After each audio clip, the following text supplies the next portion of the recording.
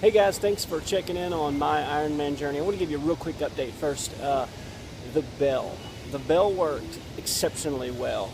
I was able to pre-warn several dog owners who had their dogs on a leash that was a little bit too long for my taste, and a couple of dogs kind of ran out in front of me, and I rang the bell before I got there, and they brought them in, and everybody was safe.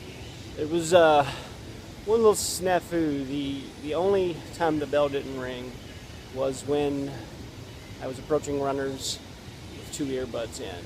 All right, so I'm doing about 15 miles an hour, and the wind is blowing in my ears to where I have a little bit of a hard time hearing. But if I'm going by you and you have 2 earbuds in, and I can tell what song you're listening to, it might be a little too loud. So anyways, that's my quick little rant for the day. Why am I doing this? Why am I running an Ironman at the age of 40? I was training for a marathon a couple years ago, and I was in a group that I had never run with before, and we were in a place that I had never ran before, and they were giving out directions beforehand of where we were going to be going, and I had no clue what they were talking about. I saw this real tall dude standing up there head and shoulders over everybody, and he was kind of nodding, and some people were asking him some questions. He was explaining the course, so I felt like this guy knows where he's going. So when they were done, we were getting ready to take off. I said, "Hey man," I said, "Do you mind if I run with you? I don't have a clue where I'm going. I don't want to get lost." He's like, "Sure." So I began to run with him. This dude's like 6'3" or whatever. He was a little bit difficult to keep up with. And at one point, when he was in front of me, I saw that he had a tattoo on the back of his leg, and it was a tattoo of an Ironman. So I asked him his little Ironman story. He told me he lost about 80 pounds and ran it, but he didn't necessarily do it to lose 80 pounds. Someone convinced him to work the finish line. Now the finish line has 2 parts, from like 2 p.m. to 7 p.m. and then the second shift comes in at 7 p.m. to midnight. Now someone once told me that the best stories you will ever get in any race that has a little bit of distance to it comes from the first couple of finishers and the people who come in last. Those are the best stories. And he told me it was close to midnight. This lady come in, and he helped her. He called her, put her medal on her, and she gave him a big hug and wouldn't let go. He said it was like a minute. It was real awkward, and he realized she was crying. And when she pulled back, she was completely bald. She had trained for and ran an Ironman while fighting cancer. And he said that was it. He was completely out of shape, 80 pounds or more overweight, and the next day he went and signed up to run the Ironman 1 year later. He told me that story, and he said, "Man," he said, you go sign up.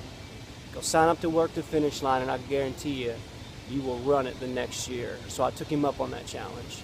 I went and signed up, and all the people who came in, some were crying, some were celebrating, some were laughing, some were still quite a bit overweight. But I know they had lost an incredible amount of weight. They had gotten in some incredible shape just to be able to do that. When I saw those people come in, I felt kind of lazy, to be honest with you.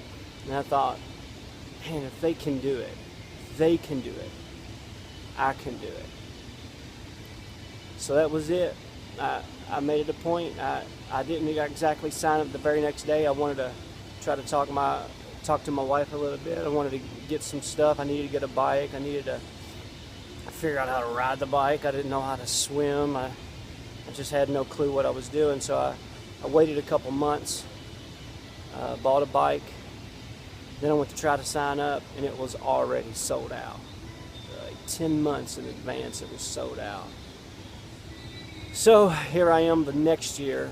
I worked the Ironman in the transition tent, and I went in the next day and signed up, and here I am. We're less than 24 weeks away, and I've lost 15 pounds plus. Right now I'm in the best shape of my life, and getting better and better every week. But but this is what so far I have learned, that I was believing a lie. And the lie was, there's absolutely no way that I can run an Ironman. I had all these excuses. I've got 4 kids, 8 and under. I've got an incredible wife that I wasn't sure she would be on board with. I've got a job. I was doing 80 hours a week. Now it's down to about 65 hours a week. I don't know how to swim. I don't have a bike. I'm not really that good of a runner. And when you do swim and bike and not good run, it makes for a disaster. I had excuses after excuses after excuses. It's going to cost too much. It's going to cost too much time. It's going to take too big of a, you got the excuse after excuse after excuse. But what I've discovered is I was believing a lie. I was believing a lie that I just couldn't do it, that I would not be able to do it. And I am discovering through this journey that when you believe a lie, you empower that lie. When you replace that lie with a truth, you empower that truth. And you can do anything you set your mind to. So I want to ask you a real quick question. Now think about this hard. What lies are you believing? Is there something that you would love to do, but you feel like there's no way you could do it? You're probably believing a lie. Examine yourself. Count the cost.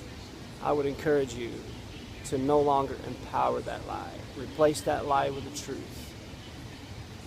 And do it.